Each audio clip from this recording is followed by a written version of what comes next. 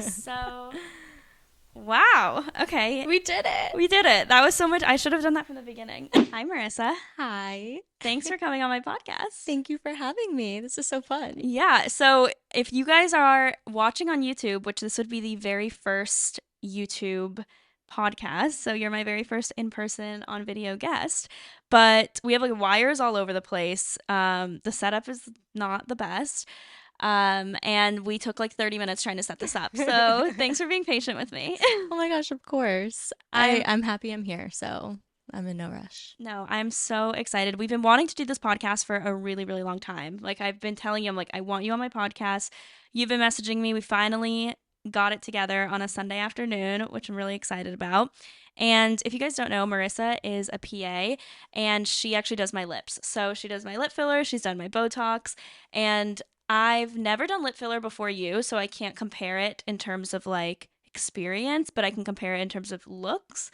And anytime I talk to like anyone about filler, getting their lips done, I'm always like, you need to come to Florida. Like, I don't care where they live. I'm like, if you live in LA, like my friend was in town and I was like, book an appointment with Marissa. My friend from Texas was in town and I was like, figure out when you're coming next and like book an appointment with her. My sister, like I always tell people, and even if they're like, I don't know if I like am gonna get them done or not. I'm like, okay, well, if you do, like, you need to book it here. I love So that. Thank you so much. yeah, no, You're so nice. I found you on Instagram, and then ever since, I was actually obsessed. thinking about that yesterday. I'm like, did I reach out to you? Did you reach out to me? Like when you first became a patient, it's because you came in, right? And then I think I saw that you had a following and I was like, wait, like I feel like we could do something here. Like, would you be okay if I like posted this or something, right? That's how it Yes. started? I found you through a girl that posted about you here in Miami. And I was like always contemplating if I should get my lips done or not because I have like a little bit of lips. Like it's not like I didn't have any, Right. but I wanted like a little bit more like upper lip and like just a little fuller. But I'm so scared of looking fake, like, Mm-hmm. because I've seen a lot of girls that you can just, it's so obvious when they get things done. And Yeah. I'm like, oh, I don't really want to look like that. And I don't want to like mess it up. But once I saw this girl post about you and I loved the way hers looked, and then I went on your Instagram and liked the way that like you did everyone else's, I DM'd you and I was like, can I book an appointment? I love And I it. think that's how we like That's how it met. all started. Hmm. And then we became friends after because I was like, wait, Yeah. could we be friends? Well, normally I feel like PAs or like people that do injections, they're a lot older. Yeah. Yeah. So you're I'm really young. definitely on the younger side. I think I look younger. I'm 29. So some people are like, they come in and they're like, are you 18? Like, what are you doing? But I still, even at 29, I'm on the younger side. And I love that a lot of my patients are in their 20s or in their 30s. And I really, forming relationships with my patients is so much fun because at the end of it, some of them will be like, wait, like, what are you doing this weekend? Yeah, I know. It's so fun. I was following your obviously like PA account, but then I was like, I'm gonna just follow her personal account. Yeah. I'm gonna look her up. I'm just gonna follow her personal I account love too. it. Yeah. And then we started following each other on the personal accounts. And then we like would always respond to each other's stories and stuff. And we've been trying to do this podcast for like 6 months. I know, literally forever, but it's happening now. And in this, I'm glad that it's on video too. Like I Yeah, think we need videographic evidence of this moment. yes, no, and we'll see how the post, like the editing goes with this, because again, like I said, this is my first video podcast, but I'm really excited for it. We'll make And it work. yeah, we will. But I want to go back to when you decided that you wanted to be a PA. So, Hmm. did you always want to go into medicine, or was that something? And when you did go into medicine, were you thinking that you were going to be doing like aesthetics or injections, or what was kind of your plan, your 10-year plan when you were younger? So my plan changed every year because I did not know what I wanted to do. And I think it's kind of unfair to go into college and people expect you to know what you want to do for the rest of your life. Like, that's a big decision to make. And it's okay if you change your mind. So, when I first started going to college, I went to CF my first 2 years in Orlando. And I didn't know what I wanted to do, so I took like all of the like beginning courses of like I was like, do I want to be a teacher? Like I don't know what I want to do. And then I started doing well in the science classes and I liked the science part of things, which is weird because growing up, I was terrible at science. Like it was my hardest subject always, but I think I liked the challenge, and that's kind of what pushed me to keep doing it. And I didn't know what I wanted to specialize in or anything, but I was like, let's be a doctor. Like that sounds fun. Were you like a Grey's Anatomy watcher? Yes. Because I when I was younger, I also thought I wanted to be a doctor. And when I was younger, when I was like in middle school, like early high school, I was like, I'm gonna be a doctor. I'm gonna be like Meredith Grey. Hmm. I No. really I was like I want to feel important. Like I want people to look at me and be like, "Wow, like she's important. We need her." And then I finished so then I transferred to the University of Miami. I finished college there and I decided to take a year off after graduating to study for the MCAT and apply to medical school. And during that year, it was the first time in my life that I wasn't studying for something. And I lived in the library when I was in college. Like I had so much anxiety and I didn't even realize it until now, like looking back. But I lived in the library. Every single time I would go out, I would like feel guilty for like having fun because I would be like, I should be studying, especially because it's so competitive to get into medical school. I wanted to die. It was the first time in my life that I wasn't studying, and I kind of got to experience life for what it was. And I was like, oh, like life isn't all about school. And it's the first time that I realized that.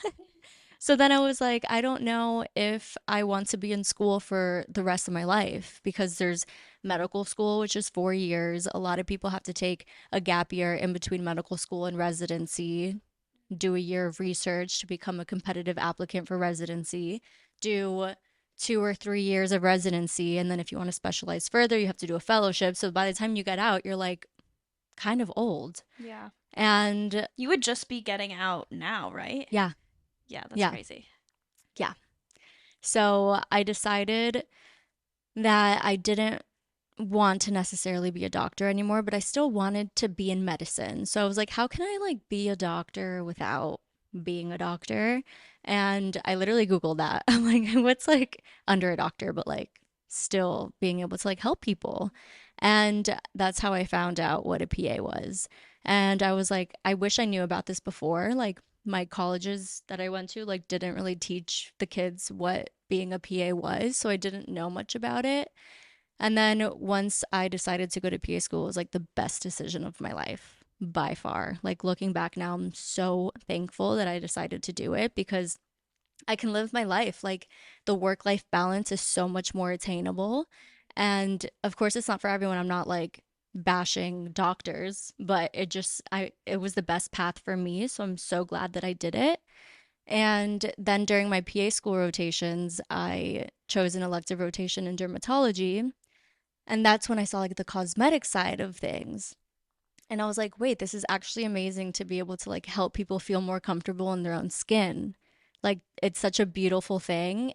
And I loved that like not everyone is good at it. Like you really have to have an eye. It's like an art A almost. 100%. I don't want And someone that like doesn't have that yeah. eye doing like working on my face. Yeah, and like tiny little things, tiny little changes can make such a big difference in someone's confidence. And I loved that part of it. So then I started looking more into the aesthetic side of medicine, and that's kind of how all of that unfolded. Yeah. And before that, did you think that, were you someone that was interested in were you getting fillers yourself? Were you getting Botox? Like, were you interested in that in your personal life? Yeah, so right before PA school, I had gotten lip filler for the first time. And I remember it was terrifying. I was so nervous. I didn't know like what to expect or what I was going to look like or anything. And it was also like still not that accepted the way that it is sort of now. So I got lip filler and then like a year later I got some Botox, and the way that it just like made subtle changes to my face, it enhanced my confidence so much because I wasn't like insecure about the things that I used to be insecure about anymore because someone was able to help me with that. So I loved that part of it and the way that it changed like my life and my confidence and the way I felt about myself. I wanted to be able to do that for other people too. Yeah. Well, I think that like it does get such a bad rap. Like it gets people think like, "Oh, plastic surgery or filler, or, it like makes people look fake, or Mm-hmm. it's so obvious. Like one of my biggest pet peeves, I always say this, but it's when like guys will make comments and they're like, I like a girl that's natural. And then Have you I'm seen my like, TikToks? yes. And then I'm like, okay, show me what type of girl. Right. And they'll show me girls that I know get lip filler, get Botox, get like whatever threads, get whatever else. And I'm Mm-hmm. like, you like it because she looks like she got a great job, you know? But Mm-hmm. like that it's just because you get something done does not mean that you are not like naturally beautiful either. Like they're both naturally beautiful, but I think the language that bothers me is when they assume that because you've gotten anything done that it's not like natural, you know? Because I'm Completely. like, you can just enhance your natural beauty with it. When I had this was like 2 years ago. I had already gotten lip filler and Botox, and I went on a date with a guy, and we were talking about it because I think I told him I was like interested. I think I was still in PA school, and I told him I was interested in the aesthetic portion of medicine. And he was like, please don't ever get your lips done. Like, you really, like, you don't need it. And I'm like, little do you know. I like, and it's so annoying. Like Yeah. it's so true. So many guys, it's really the guys who say it more than anything. Oh, yeah. And it's like, first of all, no one asked for your opinion. And second of all, most people who have lip filler, you don't notice it, or Botox, like you don't notice it because it's a job well done. Mm-hmm. In my opinion, if I have a patient who I do their lips or Botox or whatever, and then they walk out on the street and someone comes up to them and says, oh my gosh, like who's your injector? That means I did a bad job Mm-hmm. because I want it to be natural. I want it to be something that people don't notice that because I don't like the overdone look. Some Yeah. people are into that and like more power to you if you are, but that's just not my technique and like the way that I approach it. Yeah. And I think that that's so, like, that bothers me so much when people say that, because it does, like I said, like it really does just increase your natural beauty and it doesn't need to look like fake or anything like that. Do you ever tell clients, are you ever like, hey, like maybe you don't need to get something done, or maybe let's not go overboard? Like, do some clients come to you and they really want like more, more, more, and you're like, I know this is going to look like not natural? Yeah, yeah. It has happened before. I am always honest. So at the end of the day, you really have to have like your patient's best interest at mind or at heart. You can't just like go into it being like, oh, like if you look at your patients like dollar signs, then you're immediately like going to fail.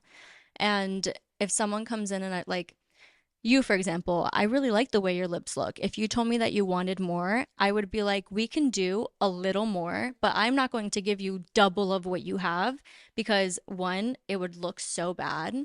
And even if like you think it looks good, I know that it doesn't look good. So I'm not going to do that. And on top of that, the more you put in, if your lips can't handle it, there's too much pressure in there and then it migrates. And then it goes into areas that you don't want it to, and then it looks really bad. It's like when you get that like upper lip bump, Yeah. when like, Yeah. yeah, that's like it Exactly. migrating. Yeah. But I have no problem telling patients, like, no, that doesn't, if you want more, like, go to someone else because I'm not going to do it on you. Really? So you can like, I mean, it's your work that is being reflected. Like if someone's like, "Oh, it's so obvious where you get your lips done," and they told me that it was you, and I like hate the way that they look, I'm not gonna go to you Right. because I'd be like, "Okay, that's her Exactly. work. Like No, that's what yeah. she does." My patients are my walking advertisements. Like, I say it all the time. And I don't want it to be like, I don't want it to be ugly. I really don't. I want it to be something that will benefit you. And of course, like, my number one priority is making people happy. But I also, I know that there can be like an unhealthy side to all of this and like becoming addicted to lip filler, becoming addicted to the way you look and never being happy and always pointing out a flaw. And that's like almost the most important part of my job is these things can sometimes be like a therapy session because you're really people are coming at you like super vulnerable, pointing out what they're insecure about with their physical features. And I have to be very aware of how I can approach this in order for you to like stay level headed Mm-hmm. because it can definitely like people can get carried away with it. Yeah. And I think that's where like the stigma comes from too. Sometimes I think that the slippery slope is that you're never satisfied. It's Mm-hmm. like, okay, I got my lips done. Next, I want to get, lifts, then threads, then cheek filler, then maybe like filler, and maybe then sculpting, whatever. Like there's always little things that you can do. Mm-hmm. Do you ever feel like it's your job to also be like, hey, you don't need that? Like like, because it's giving you more money also, like Mm-hmm. if they want more and more. But do you ever feel like that line of like, do I tell them that like I don't think they need more? Or it's their body, they can do whatever they want, and so I'll do it for them. It's their body. They can do whatever they want, but I'm not going to do it. Okay, okay.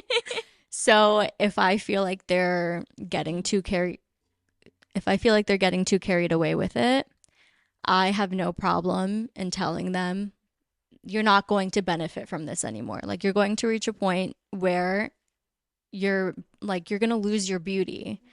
And one of my favorite ways of approaching this is I always take before and after pictures, and people forget what they used to look like.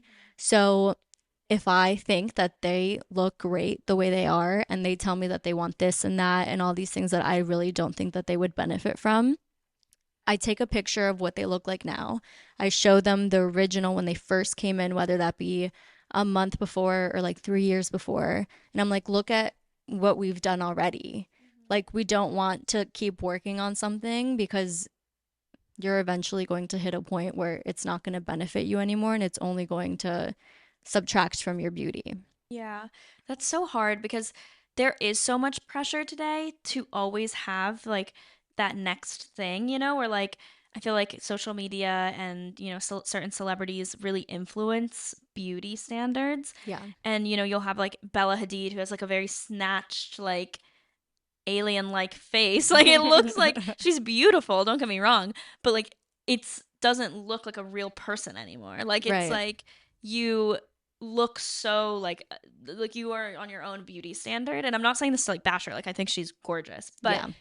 you can tell that there's like a lot of work that's been done. And then you'll see girls that completely like alter their entire face to like look like someone else, and then they end up getting like carried away because like then that person like Bella Hadid might change the way she looks and she now has softer features, and it's like, what are you Mm-hmm. going to do? Are you going to now go back and do that? Like they have so much money Yeah. and so much accessibility to like the best doctors in the world. They're like, yeah, they can change the way that they look in like a second, or the best makeup artist that can like change the way they look in a second, Mm-hmm. but you can't. So like when are you going to be Exactly. okay with the way that you look? And you're going to reach a point where you're doing more harm than good. Mm-hmm. You know, there's this trend now with the buccal fat removal. Oh Do you my know what that god, yes, is? it scares me so much. I'm like, It is so stupid. why are I people doing wish that? if you are interested in getting that done, like, please do not because you will regret it in the future. So, this area right here is like people like the snatch look that like Bella Hadid has, for example. And sure, it might look good now, but down the line, when you start aging, this is just going to get thinner and thinner and thinner, and you can't put filler here. You can't. It's not possible. Yeah. So you're just going to have like a super thin face, and then it's going to be really, really hard to like get that volume back when you are losing volume because we all lose volume as we age. Like we lose collagen. It's just like a way of life. Have you had So people ask you for it? I've had one patient come in and told me that she got it surgically done before and that she regretted it. So she wanted filler there. And I was like, we can't do filler. We can do sculpture, which is another thing that like stimulates collagen production. But like all of that because you got a surgery to remove what now you wish you had, you know? So it's the trends. Some of them are fine and other ones are just such a bad idea. And people just run with it because they think like, especially with TikTok nowadays, like Trends change so it's fast. crazy. Yeah. Yeah. So I know that you said that it's kind of like a therapy session, like when some patients come to you, Yeah. and you yourself obviously have like grown and become more confident. And like I know you've talked about that on TikTok as well. But do you feel like what's kind of your secret of like becoming a more confident person while still that balance of, it's okay to like want things done. It's okay to want those like natural enhancements and stuff, but remaining confident. It's tricky for sure. I don't think that there's like one answer to that. Um, it took me a long time to become confident. That's for sure. Like in college, even I was a scared human being. Like I didn't like when people looked at me. I always felt like I was taking up too much space, and I just like I wasn't confident with the way that I looked either. Like I never really thought that I was like anything special. And what I've learned, first of all, like comparing yourself to others is always going to make you feel horrible about yourself. You really just have to like do your best to love who you are from the inside, and then the energy that you like exude from that will make such a big difference in the way that other people treat you in life. So with physical beauty, I think it's tricky because I like being able to help people. When someone sits in my chair, it's such, like I said, such a vulnerable thing for them to point out what they don't like or what they want to change. And honestly, like bedside manners in my job is like maybe one of the most important things, because if you're sitting in my chair and I'm pointing out all the things that I don't like about you or that I think I could fix, it's like new insecurity unlocked, you know? Like Right, if right. if I start pointing out like, oh, like I don't know, like you lost a lot of volume in your cheeks, like you need cheek filler, and you're like, "Wait, what? Like I thought my cheeks were good." You Yeah, know? yeah. So that's definitely something that you have to like be careful with the way that you approach things. But back to like the confidence thing of it all, I really think it just comes with time and with learning who you are, and that comes with experience. And then waking up every day and like really trying to be the best version of yourself, then you're going to start liking yourself more. I saw this thing on TikTok. I listened to this other podcast, and they were talking about beauty standards and how everyone's like, especially everyone on TikTok now, which I love TikTok, but like sometimes it can be toxic. Oh, 100%.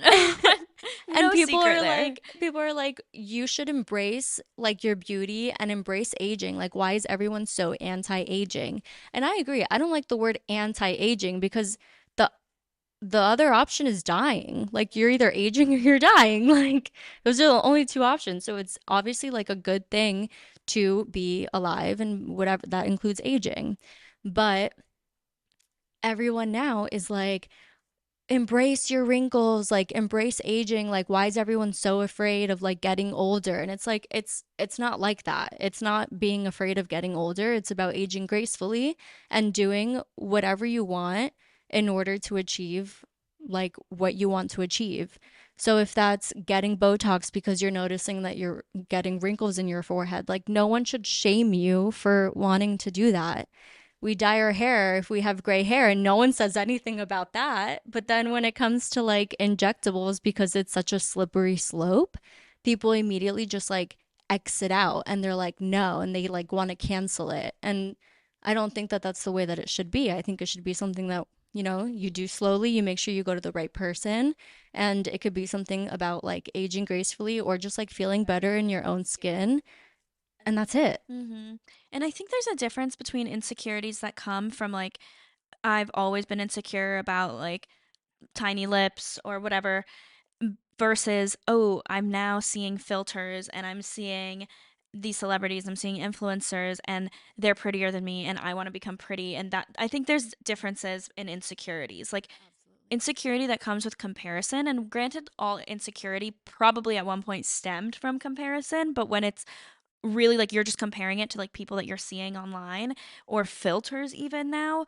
and that you're like oh well I thought I was fine but now that I see myself compared to this person or compared to this filter and what I look like without it like I actually am not pretty. I think that's the bad insecurity versus hey I've always been insecure about this I just want to get like a little bit of filler in just to like make myself feel a little better and feel a little bit more confident. It's kind of like when you're wearing a cute outfit like you feel better like you feel better when you're wearing a cute outfit than when you're wearing sweats and sweatpants and like no makeup and whatever. You just feel more confident. And I don't think anyone shames people when they feel more confident for that, you know? So, Right. like, if it is subtle things, then that you shouldn't get shamed for that either. I agree with the filter thing. I have some patients come in and they show me them with a filter and they're like, I want my lips to look like I this. was gonna ask you if people do that. Like, do people Yeah. come in and they're like, Yeah. okay, so let's pull open Snapchat, let's pull open the bold glamour filter on TikTok. Literally, they're like, I want to look like that. And I'm like, okay, well, let's take a step back for a second.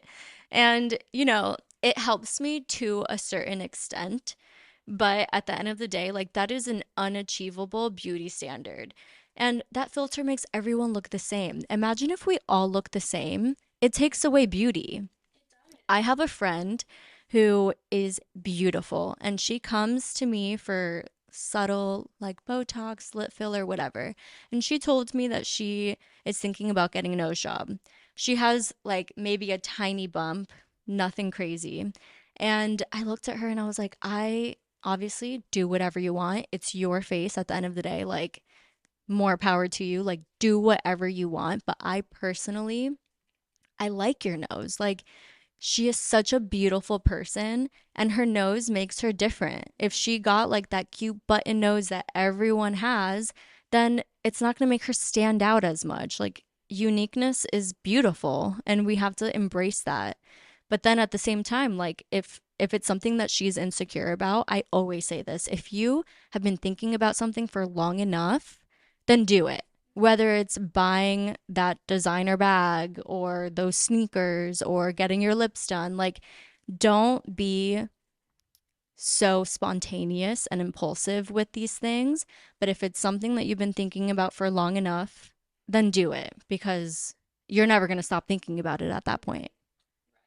Yeah, that's the biggest thing. It's like I don't want to look like everyone else, but when you compare yourself on Instagram to people that all look the same, it's kind of like, and you see also for a lot of girls will look at like the pictures that maybe like a guy that they like is liking or who they're following, and they don't look like those girls, or like who's becoming famous right now, who's blowing up. Oh, I don't look like that. Like I don't have that body, I don't have that face, and then they think like that's the reason why that person gets attention or that person has fame or that person has those guys liking them.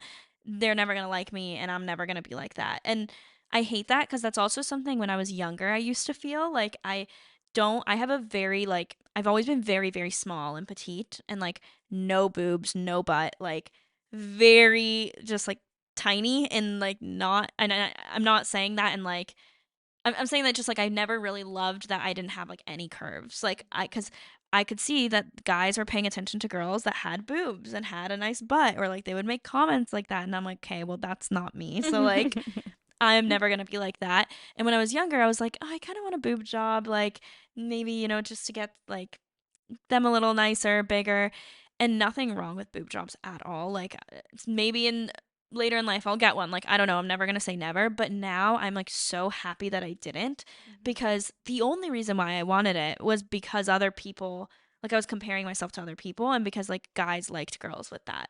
That's Mhm. literally the only reason why. It was not because like me personally felt would feel more confident with it. It was to get like other people's attention. Yeah. And I'm so glad now that I didn't do that because now I can like I never wear bras. I can wear whatever I want. Like I I saw your TikTok. You're like like things I that. don't do anymore. Wear a bra. Like when's the last time I did that? I know. I just like I never do that anymore. And I'm like it's Yeah. kind of Yeah. nice. Like I'm wearing one today for the first time in like months because I'm wearing like a white tight shirt and I like went to church this morning, so I'm like I can't like not wear one. Jesus would not approve Yeah, of I your was like, no I bra. like need one just for this situation, but like if I wasn't going there, then like I wouldn't wear one. Like I Yeah, like, yeah. And also like you said, like the trends come and go. Like it's trendy to have small boobs too. Like to not wear a bra, like girls with big boobs are like, I wish I could not wear a bra, but like they literally can't because their boobs would be everywhere. And it's so funny. It's so funny how I'm glad that you didn't. And if you wanted to for the right reasons, absolutely do it. But if it's for the wrong reasons, then it's never worth it because you're going to end up regretting it. and also I want to talk about TikTok for a second, like social Okay. media, because you're kind of like I feel like you're growing a lot on there Thank too. you. I try sometimes. Yeah, how is that? Do you have do majority of your patients come like from social media now? And also like do you want like Do you think, I guess like with social media growing, like, is that something that you want to pursue too? Or would you ever like give up being a PA to like do social media full time if you were able to? Oh my gosh, no one's ever asked me that before. I always feel like people that are like big on social media, if they work like corporate jobs, the second that they become an influencer and like make enough money, like they're out because like Right. obviously it's so much more fun to be a content creator. Yeah. But I feel like you have like a passion for being a PA, so like I don't know Yeah. if you would give that up. I wouldn't, just because I spent so many years of my life working toward my career. And not only that, but I love what I do. Like, I don't wake up every morning and think like, oh, I have to go to work. I actually enjoy it. First of all, my coworkers are amazing. I love everyone that I work with. I really enjoy the environment that I work in, and I look forward to seeing my patients. It's something that I'm passionate about, and I would never give up my passion just because it's a job. You know what I mean? But yeah, I get the majority of my patients from my Instagram, um, and a lot of them from TikTok actually too, which is really funny because it's TikTok. Like I never thought that I would like get patients from TikTok, but now that it's kind of like growing and stuff, I do get some patients from there. And it's I always ask people like, "Oh, like where did you find me?" And I'd say like 90% of it is Instagram and 10% is TikTok. Yeah, it's really funny. Because your TikTok is mainly like your personal life, I feel like, right? Like you have a focus on PA, but Yeah. it's a lot of like personal stuff too. Yeah, yeah. I noticed that if I post a lot of stuff about like my job or before and afters on TikTok, it doesn't do as well. But if I do like stuff about like my work outfits or like day in my life or like get ready with me, those tend to do, or like things I've learned in my 20s. I love doing those. Those do really well. And I'm like, oh, okay, this is what like people want to know about me. Like, this is weird. Yeah, like your Instagram is like your work side and like your portfolio, and then TikTok, it's like people want to know you. Yeah, yeah, exactly. I love your things I've learned in my 20s videos. I think that they're so good. They help so many people. What are some things you can repeat what you've said on TikTok, but what are some like big lessons that you have learned in your 20s?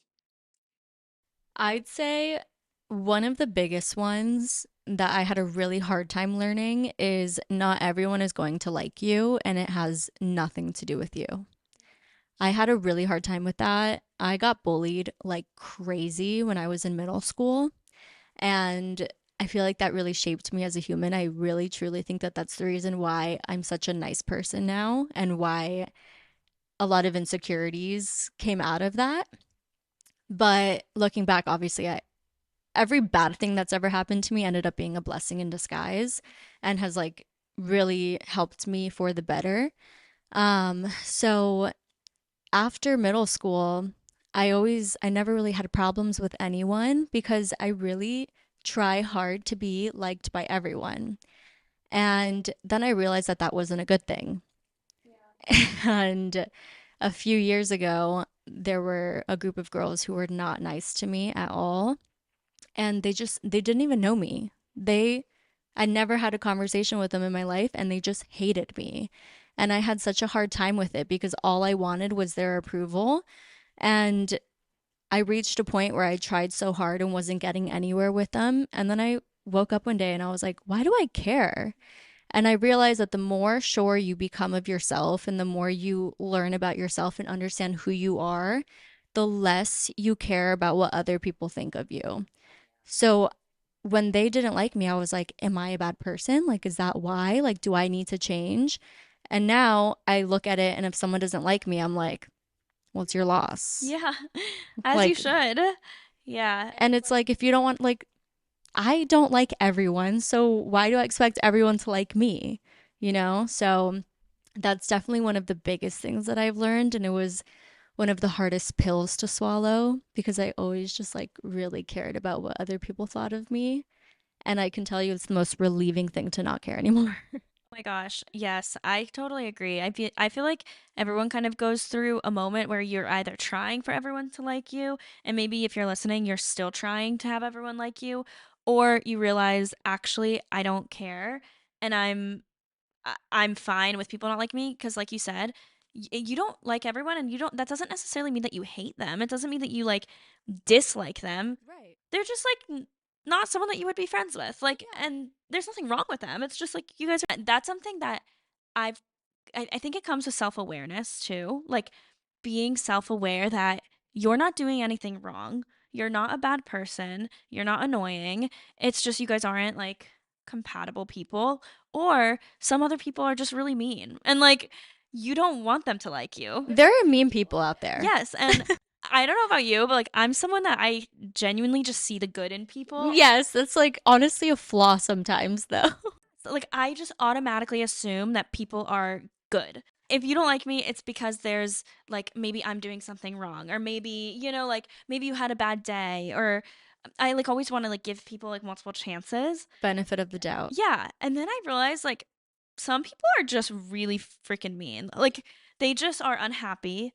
They're never going to be happy, at least like if they don't change, and that's not on me. Like that's and I think that comes with a lot of self-awareness, but also being able to like read other people and figure out if you want to continue in a situation, or if you're just like I'm out of here and like I don't care, and I don't care if you like me or don't like me, like I'm not going to like put in any more effort, and I'm not going to change myself for you.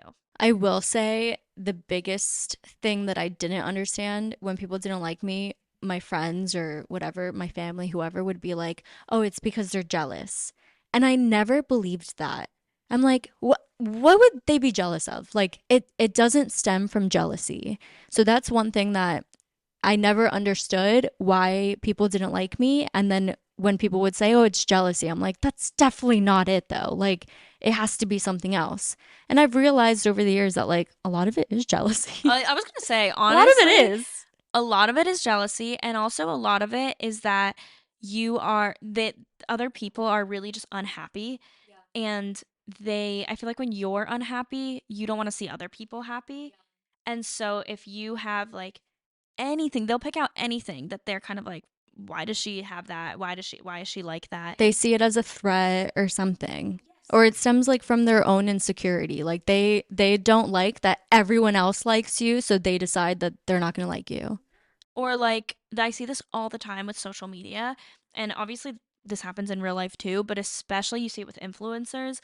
People at first will worship someone pretty much, which is also not good, but they'll be like, oh my God, I love this influencer. I love this content creator. They're amazing.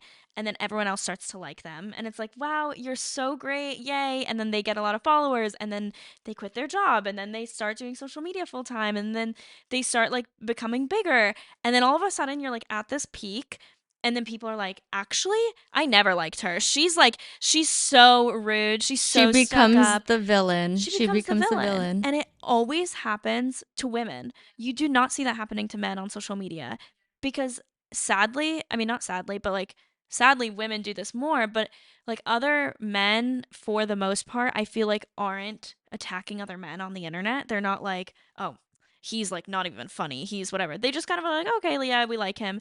But for some reason, girls like they get so catty, or they get so like mean online, and it's like, Mhm. actually I never liked you, and you're ugly, and you're this, you're that. Or they'll attack your character and be like, you're just not relatable anymore, you're like stuck up. I remember that specifically happening to Emily Mariko, Yes. the rice girl, Yes. the salmon and rice. Yes. Everyone loved her stuff, and then she became so big, and then people were like, "We hate her." Yeah, they're And I like was like, "Where did this come from?" She literally posted the same content over and over and over again to the point where people started hating it for no reason. Like she did not change whatsoever. They just decided one day to wake up and be like, "Let's not like her anymore." And it's like she didn't do Yep. anything. Or they're like, actually, she has designer items, and that's like not Yeah. relatable. It's like, hate to break to you, but she's always had that, and you guys were fine. And also, like, okay, if you don't like someone anymore because you don't relate to them, then just don't watch them. Yeah, you don't have to voice your opinion on every matter. You really don't. And again, it goes back to like, that's fine. Not everyone's gonna like you. I am not asking for everyone to like me, but you don't need to be mean. Like, there's a difference between like, I don't like you, so I'm not gonna hang out with you, and I'm not going to talk to you, and I'm not going to follow you, and I'm going to whatever. All of that, totally fair, totally valid. Remove yourself from that person's life. But if you then say, I don't like you, so I'm now going to be mean to you, that's just like, no, you're a bad person. I really really think that being mean is the lowest tier of personality traits. Like, people are so scared of being boring that they would rather be mean because it like gives them some sort of leverage. So when people are mean for no reason, like honestly, I think they're a loser. I'm like, you're a weirdo and you can keep doing it. Like, it's not going to affect me, even though it used to. But now I realize, like, you're just terrified of like being a boring person. So you decide to be mean instead. And that's your prerogative. Like, do whatever you want, but it's not my problem. Mm-hmm. Totally. No, I completely agree. And I think you see it, I mean, like in real life, like how you were bullied, people are like that. And people now you can interact with those types of people from all over the world on social media. So it's like even harder. Like they don't need to go to your middle school. They can live in another country and you can still feel that effect. And then some of the people that were mean to me in the past are now wanting to come and get lip filler. Do you take them?